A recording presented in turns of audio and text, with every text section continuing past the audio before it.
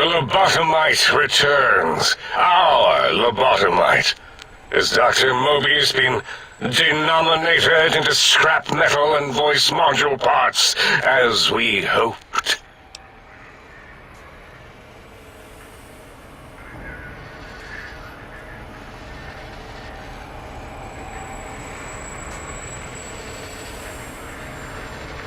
I recommend watching your tone with me, lobotomite.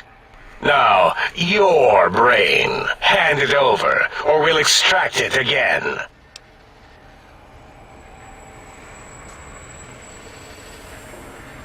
And what could we possibly have to speak about? You have the brain, we have the technology. All you must do is surrender.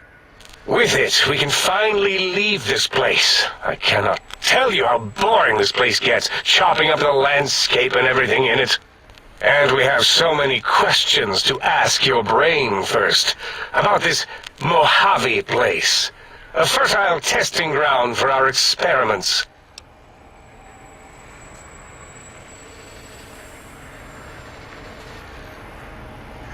That is the most insane thing I've ever heard. There's no way Mobius would condescend to step inside you. Besides, there's no way such a thing could be accomplished.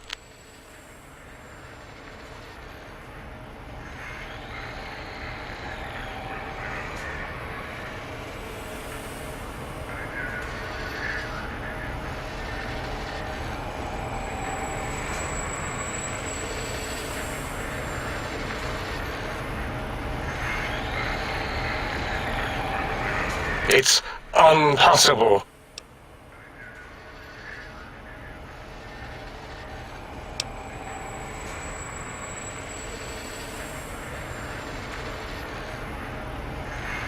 You speak the truth, and the decibel variation in your voice, it is Mobius. How dare you breach the think tank, and what do you want here?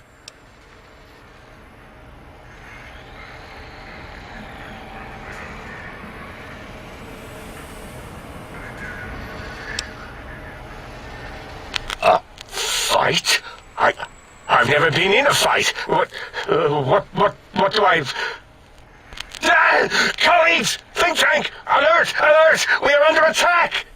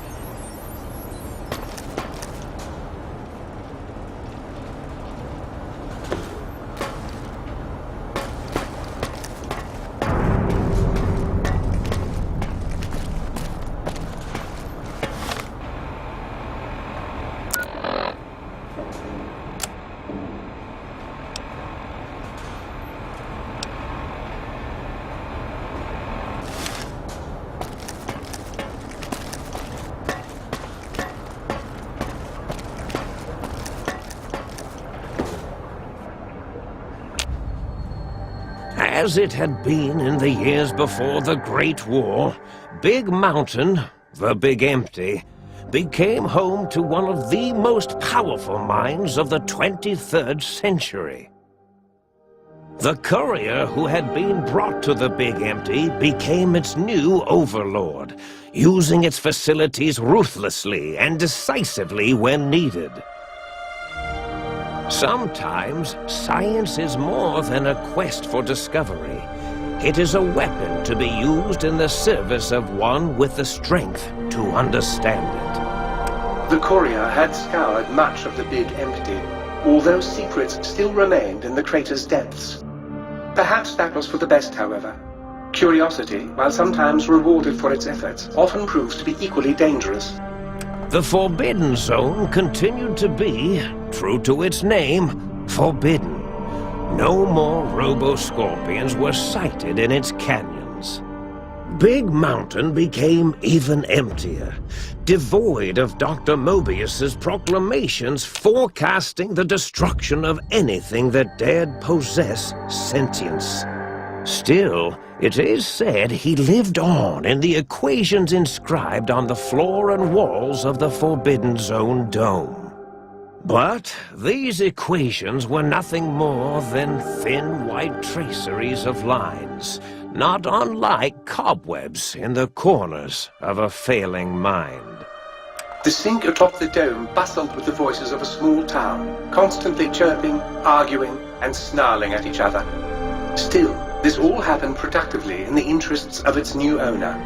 The Sink Central Intelligence Unit discovered, despite its inversion code, it was comforted by the sense of community the other personalities gave it. The Biological Research Station, obsessed with seeding everything in sight, requested a transfer to the X-22 Botanical Garden, so that it might, in its own words, sensually fertilize the garden's smooth contours. The garden sent back a polite refusal, saying it had prior commitments with a vault it had helped infect before the war. The book chute continued to devour all seditious materials until it nearly choked on a paperclip. It adamantly maintained it was a Chinese paperclip, and the whole thing had been an elaborately orchestrated assassination attempt. Whatever the reason, it slowed down for a while, carefully appraising each document and clipboard that came to it. The light switches continued to bicker and flicker. This persisted until the day someone dropped a flashlight in the sink, and the two of them united in their hatred of the showboat. The sink continued to ruthlessly scrub any particulate matter that came near it. Eventually, it gained access to the magneto-hydraulics plant and nearly flooded all the Big Empty in an attempt to scrub the crater clean. The toaster continued its psychotic spree, reducing all appliances in range to scrap electronics and spare parts. It learned several new murderous techniques from the courier, and built a blood shrine to itself in the cuckoo's nest. The cave floor was soon filled with the horror of 100 gutted toasters. A silent, grisly, unplugged audience. Their purpose? To toast bread. Unfulfilled. Muggy did his best to collect coffee cups, although in his quest, he accidentally trapped himself in Higgs Village. It might have been the end for poor Muggy.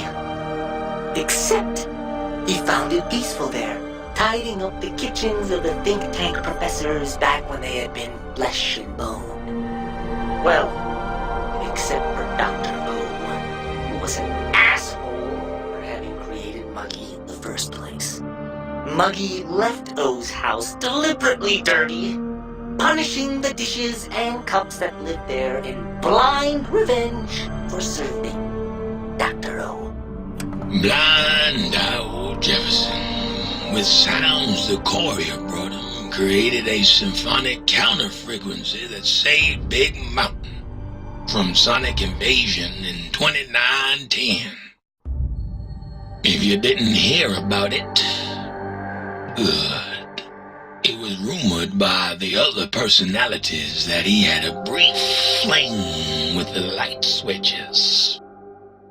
Although he forgot their names much too often and was soon left in the dark as punishment. Autodoc, always gentle and methodical, kept sewing up the courier in all the right places with skin split open from repeated wear and tear.